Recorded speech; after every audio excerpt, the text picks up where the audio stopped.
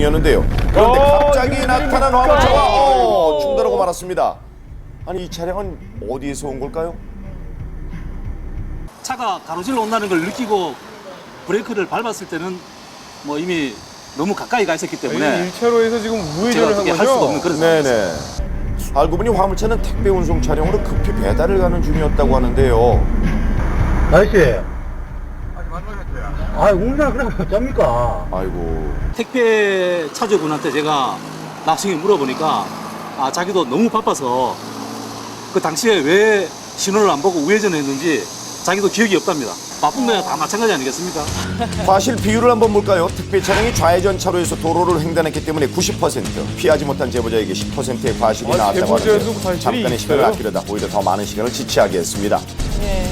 추석을 앞두고 배송 전쟁이 일어났습니다. 바쁜 마음은 알겠지만 자기 신호에 정해진 차로에서 주행해야 시간과 안전을 지킬 수 있다는 것 꼭 명심하십시오. 경상북도 구미입니다. 제보자 맞은편 차량들이 직진 중인데요. 우측에서 들어오는 오토바이를 주목해 주십시오. 아이고! 직진하던 차량이 부딪히고 말았습니다. 이 오토바이 운전자가 많이 다치지 않았어야 할 텐데요. 그러게요. 어떻든가요? 직접적으로 충돌이 아니었기 때문에 그 신체적으로 봤을 때는 크게 다치진 않은 것 같더라고요. 다행이네요. 안전 보호 장비를 하나도 착용 안 하고 아이고, 저런. 있더라고요. 보니까 헬멧도 안 쓰고. 네. 당시 신호는 제보자 반대편 차량의 직진 신호였습니다. 그런데 차량 진입이 잠시 끊긴 사이를 틈타 오토바이가 신호 위반을 했던 것인데요. 아무리 바쁘더라도 조금만 기다린 후 자신의 신호에 안전하게 출발하시길 거듭 부탁드립니다. 가을비가 촉촉히 내린 어느 날인데요. 제보자 옆 차로에 주행 중인 오토바이가 잘 가다가 갑자기 넘어지고 말았는데요. 왜 넘어진 걸까요? 몸이 약간 미끄러운 그런 상태였거든요. 네. 그러니까 이 택시가 우측으로 끼어드는 모습을 오토바이가 발견하면서 그걸 피하려다가 핸들을 한 두어 번 꺾었는데 노면이 미끄러운 것 때문에 넘어진 것 같습니다. 다시 한번 보실까요? 택시가 방향 지시등을 켠 후에 여유를 가지고 차로 변경을 했다면 이런 사고는 나지 않았을 텐데요.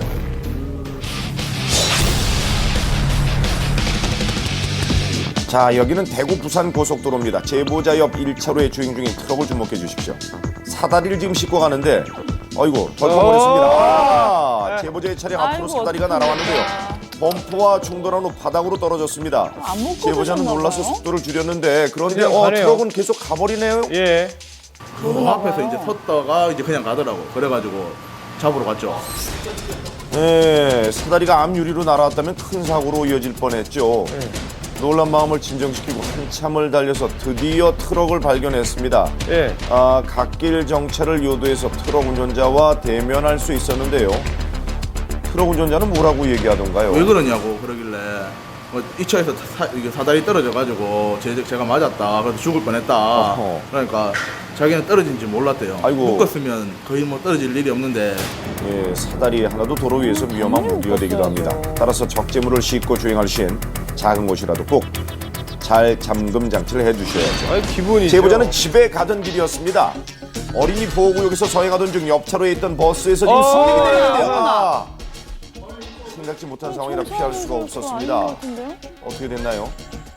버스 정류장이 아닌 데서 아니, 사람을 저기서 내려주면 일단 안 승객이 되죠. 내리니까 저도 당황스러워서 브레이크를 밟았는데 그 승객이 다치신 아유, 거죠. 결국 저도 다쳤군요. 좀 놀래서 한 3일은 저도 누워 있었거든요. 그런데 승객은 왜 버스 정류장이 아닌 곳에서 내렸을까요? 예. 알고 보니 버스 운전기사가 승객을 불법 하차시켰다고 합니다. 아저씨 지금 버스 정류장 아닌 데서 하차를 하셨지 않느냐, 내려주시면 어떡하냐 그랬더니 아저씨가 그때서야 내리시더라고요. 네, 이렇게 모른 척하는 버스기사, 또 내려도 되는 줄 알고 하차한 승객, 그리고 과실 비율이 많이 나와 억울한 제보자. 과연 누구의 잘못이 큰 건가요? 이거 한문철 변호사님께 한번 여쭤볼까요? 예. 어떻게 보십니까? 저 버스가 왜 손님을 저다 내려줬죠? 글쎄요. 그건 버스가 일차적인 잘못을 한 겁니다. 위험한 곳에 내려줬기 때문에 일어난 사고죠. 하지만 승용차 입장에서도 버스가 저 앞에 약간 삐딱하게 서 있어요. 왜 그럴까? 이상하게 생각하면서 하여튼 운전자는 내 앞에 뭔가 이상한 게 있으면 대비를 해야 돼요. 내릴 때 혹시 다른 차가 있나 없나 뒤를 한번 보고 네. 안전할 때 내려야죠. 근데 저거는 버스가 더 많이 잘못했어요. 아, 그렇군요. 버스 대 승객 대 승용차는 50대 20대, 30 정도로 보여집니다. 네, 오늘부터